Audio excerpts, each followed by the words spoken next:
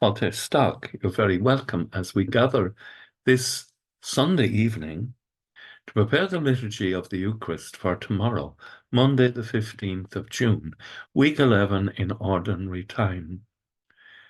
The story from the first book of Kings gives the lie to people that say the Bible is about pie in the sky.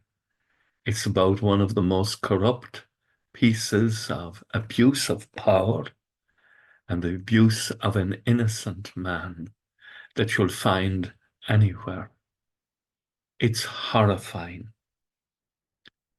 And the Lord will send the prophet Elisha to correct the corrupt and to bring about his will.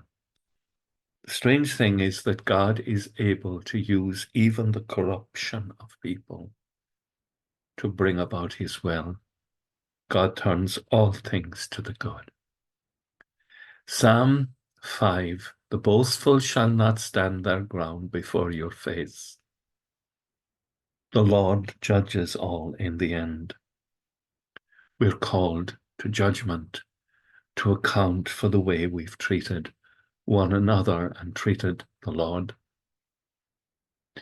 And so we come to the Sermon on the Mount and the passage in it that refers to restraining from the use of violence against people we perceive as being unjust. An eye for an eye and a tooth for a tooth, but I say to you, to the wicked man, make no resistance. Here is a mystery that was lived out in the last century by Mahatma Gandhi, who wasn't Christian at all, and Dr. Martin Luther King in the United States of America, who were prepared to engage in a non-violent struggle against the powerful. Gandhi loved quoting this part of the Gospel. Holy Fathers have quoted it, challenging us and asking us to remember that St. Paul reminds us that it's not against flesh and blood that we are contending, but against the evil one. And that the evil one is able to use people, but they're his dupes. They're not our enemies. We pray for their conversion. We pray for the conversion of all. And we restrain ourselves from engaging in violence. And we leave vengeance, to quote again St. Paul in Romans. Vengeance is mine, says the Lord. I will repay. The Lord will restore justice.